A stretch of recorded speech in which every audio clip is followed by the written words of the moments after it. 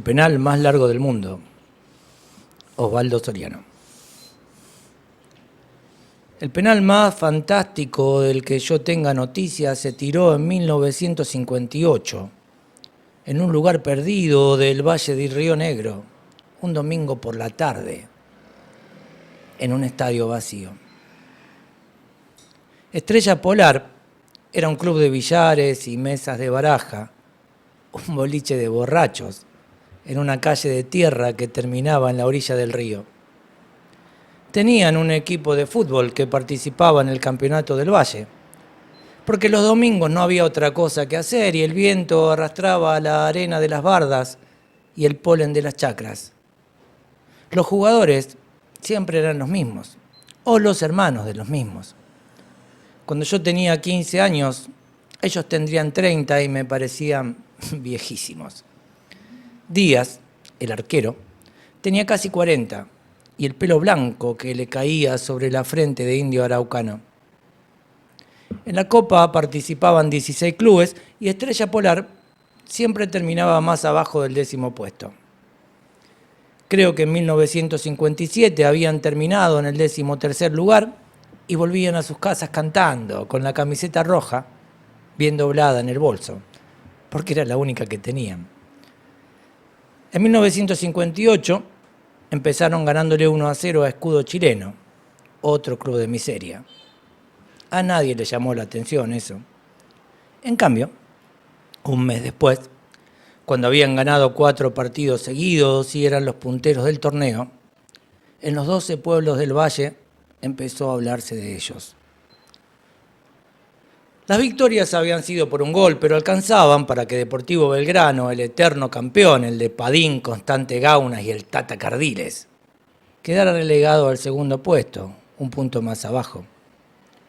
Se hablaba de Estrella Polar en la escuela, en el ómnibus, en la plaza, pero nadie imaginaba que al terminar el otoño tuvieran 22 puntos contra 21 de los nuestros. Los terrenos se llenaban para verlos perder de una buena vez. Eran lentos como burros y pesados como roperos, pero marcaban hombre a hombre y gritaban como marranos cuando no tenían la pelota. El entrenador, un tipo de traje negro, bigotes finitos, un lunar en la frente y pucho apagado en los labios, corría junto a la línea de toque y los azuzaba con una vara de mimbre cuando pasaban a su lado. El público se divertía con eso. Y nosotros, que por ser menores jugábamos los sábados, no nos explicábamos por qué ganaban si eran tan malos. Daban y recibían golpes con tanta lealtad y entusiasmo que terminaban apoyándose unos sobre otros para salir de la cancha, mientras la gente les aplaudía el 1-0 y les alcanzaba botella de vino refrescadas en la tierra húmeda. Por las noches celebraban en el prostíbulo de Santa Ana, y la gorda Zulema se quejaba de que se comieran las pocas cosas que guardaba en la heladera. Eran la atracción del pueblo y se les permitía todo. Los viejos los recogían de los bares cuando tomaban demasiado y se ponían pendencieros. Los comerciantes les regalaban algún juguete o caramelo para los chicos. Y en el cine, las novias les consentían caricias por encima de las rodillas. Fuera de su pueblo, nadie los tomaba en serio. Ni siquiera cuando le ganaron a Atlético San Martín por 2-1. En medio de la euforia, perdieron como todo el mundo en Barda del Medio. Y al terminar la primera rueda dejaron el primer puesto cuando Deportivo Belgrano los puso en su lugar con 7 goles. Todos creímos entonces que la normalidad se había restablecido, pero el domingo siguiente ganaron 1-0 y siguieron con su letanía de laboriosos, horribles triunfos, y llegaron a la primavera con solo un punto menos que el campeón. El último enfrentamiento fue histórico, por el penal. El estadio estaba repleto, y los techos de las casas vecinas también, y todo el pueblo esperaba que Deportivo Belgrano, de local, repitiera por lo menos los 7 goles de la primera rueda. El día era fresco y soleado, y las manzanas empezaban a clarearse en los árboles. Estrella Polar trajo más de 500 hinchas que tomaron la tribuna por asalto y los bomberos tuvieron que sacar las mangueras para que se quedaran quietos. El árbitro que pitó el penal era Herminio Silva, un epiléptico que vendía rifas en el club local, y todo el mundo entendió que se estaba jugando el empleo, cuando a los 40 minutos del segundo tiempo estaban 1-1 y todavía no había sancionado la pena máxima, por más que los de Deportivo Belgrano se tiraran de cabeza en el área de Estrella Polar y dieran cabriolas y volteretas para impresionarlo. Con el empate, el local era campeón, y Herminio Silva quería conservar el respeto por sí mismo, y no daba el penal, porque no había infracción. Pero a los 42 minutos, todos nos quedamos con la boca abierta, cuando el puntero izquierdo de Estrella Polar clavó un tiro libre desde muy lejos y puso 2-1 al visitante. Entonces sí, Herminio Silva pensó en su empleo y alargó el partido, lo alargó hasta que Padín entró en el área y no bien se le acercó un defensor, pitó, ¡ay nomás!, dio un pitazo estridente, aparatoso y señaló el penal. En ese tiempo, el lugar de ejecución no estaba señalado con una marca blanca todavía y había que contar 12 pasos de hombre. Herminio Silva no alcanzó siquiera a recoger la pelota porque el lateral derecho de Estrella Polar, el Colo Rivero, lo durmió de un cachetazo en la nariz. Hubo tanta pelea que se hizo de noche y no hubo manera de despejar la cancha ni de despertar a Herminio Silva. El comisario, con la linterna encendida, suspendió el partido y ordenó disparar al aire. Esa misma noche, el comando militar dictó el estado de emergencia o algo así y mandó a enganchar un tren para expulsar del pueblo a toda persona que no tuviera apariencia de vivir ahí. Según el Tribunal de la Liga, que se reunió el martes, faltaban jugarse 20 segundos a partir de la ejecución del tiro penal. Y ese match aparte entre Constante Gauna, el yoteador, y el Gato Díaz al arco, tendría lugar el domingo siguiente en el mismo estadio, a puertas cerradas. De manera que el penal duró una semana y fue, si nadie me informa de lo contrario, el más largo de toda la historia. Nosotros el miércoles faltamos al colegio y no fuimos al pueblo vecino a curiosear. El club estaba cerrado y todos los hombres se habían reunido en la cancha entre las bardas. Formaban una larga cola para patearle penales al Gato Díaz y el entrenador, de traje negro y lunar en la frente, trataba de explicarles que esa no era la mejor manera de probar a un arquero.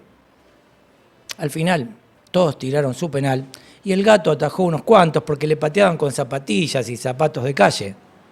Un soldado bajito, callado, que estaba en la cola, le tiró un puntazo con el borceguí militar y casi arranca la red.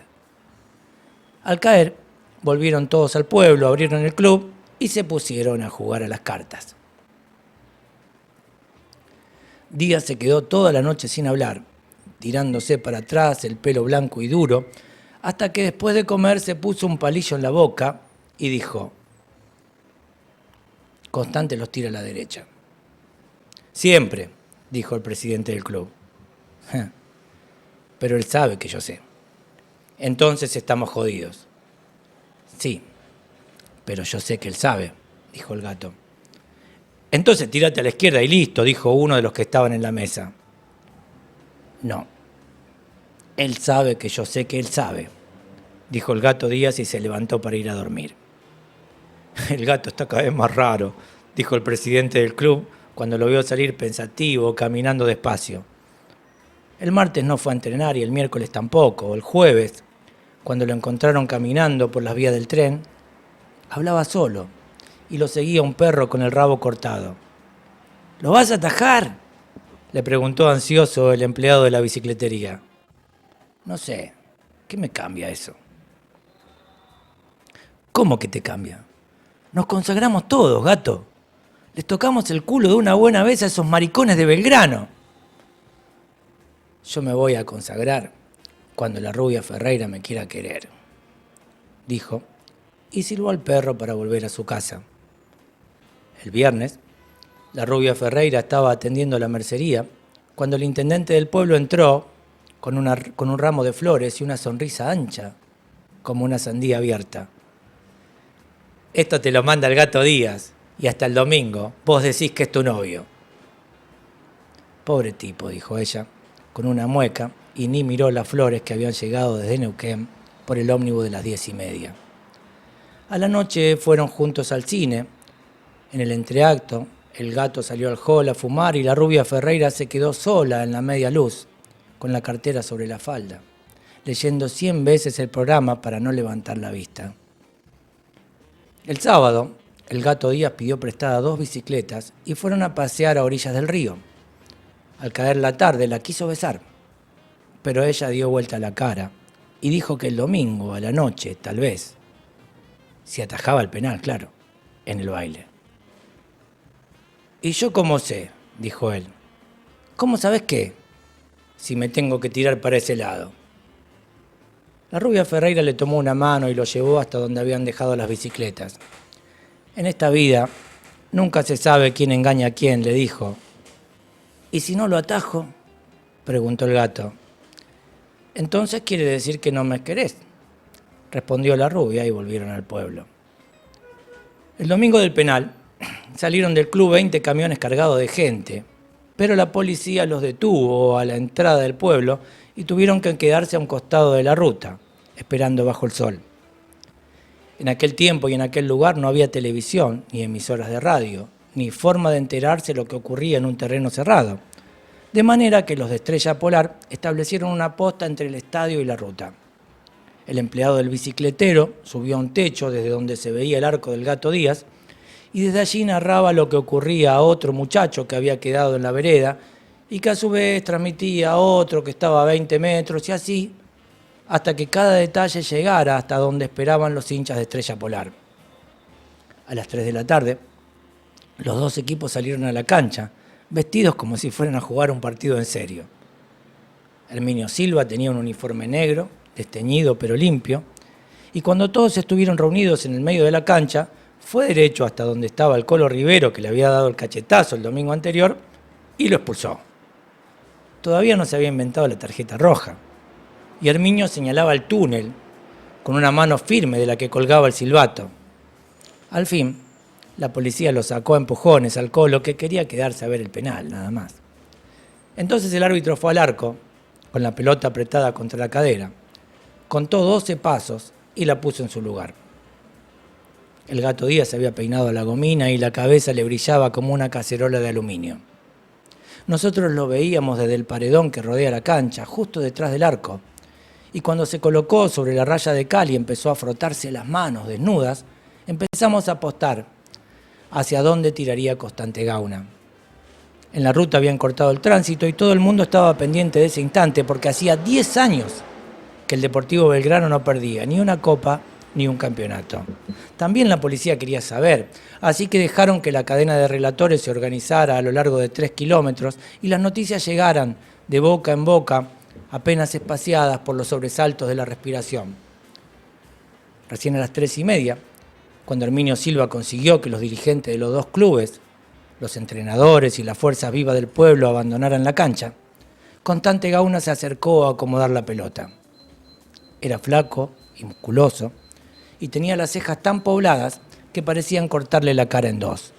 Había tirado tantas veces ese penal, contó después, que volvería a hacerlo a cada instante de su vida, dormido o despierto. A las 4 menos cuarto, Herminio Silva se puso a medio camino entre el arco y la pelota, se llevó el silbato a la boca y sopló con todas sus fuerzas. Estaba tan nervioso y el sol le había machacado tanto sobre la nuca que cuando la pelota salió hacia el arco, sintió que los ojos se le reviraban y cayó de espalda, echando espuma por la boca. Díaz dio un paso al frente y se tiró a la derecha. La pelota salió dando vueltas hacia el medio del arco y Constante Gauna adivinó enseguida que las piernas del Gato Díaz llegarían justo para desviarla hacia un costado.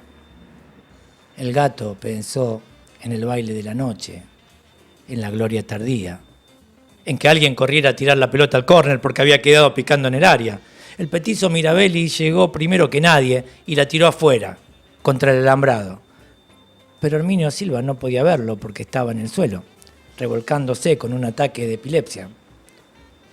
Cuando todo Estrella Polar se arrojó sobre el Gato Díaz para festejar, el juez de línea corrió hacia Herminio Silva con la bandera levantada y desde el paredón donde estábamos sentados oímos que gritaba: ¡No vale! ¡No vale! La noticia corrió de boca en boca jubilosa, la tajada del gato y el desmayo del árbitro. Entonces, en la ruta, todos abrieron damajuanas de vino y empezaron a celebrar, aunque el no vale llegara balbuceado por los mensajeros con una mueca atónita. Hasta que Herminio Silva no se puso de pie, desencajado por el ataque, no hubo respuesta definitiva. Lo primero que preguntó fue, ¿qué pasó? Y cuando se lo contaron, sacudió la cabeza y dijo que había que tirar de nuevo el penal porque él no había estado allí y el reglamento señala que el partido no puede jugarse con un árbitro desmayado.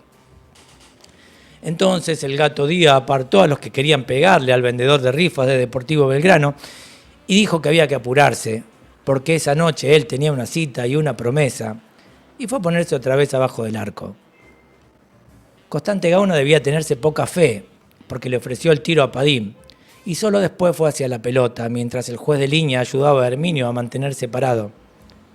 Afuera se escuchaban bocinazos de festejo de los de Deportivo Belgrano y los jugadores de Estrella Polar empezaron a retirarse de la cancha, rodeados por la policía. El pelotazo salió a la izquierda y el Gato Díaz fue para el mismo lado, con una elegancia y una seguridad que nunca más volvería a tener. Constante Gauna miró al cielo y se echó a llorar. Nosotros saltamos el paredón y fuimos a mirar de cerca a Díaz, el viejo, que miraba la pelota que tenía entre las manos, como si se hubiera sacado la sortija de la calecita. 2 años más tarde, cuando el gato era una ruina y yo un joven insolente, me lo encontré otra vez, a 12 pasos de distancia, y lo vi inmenso, agazapado en puntas de pie, con los dedos abiertos y largos. En una mano llevaba un anillo del matrimonio que no era de la rubia Ferreira, sino de la hermana del Colo Rivero, que era tan india y tan vieja como él. Evité mirarlo a los ojos y le cambié la pierna. Después tiré de zurda abajo, sabiendo que no llegaría porque ya estaba muy duro y le pesaba la gloria. Cuando fui a buscar la pelota dentro del arco, estaba levantándose como un perro apaleado. «Bien, pibe», me dijo, «algún día vas a andar por ahí contando que le hiciste un gol al Gato Díaz, pero nadie te lo va a creer».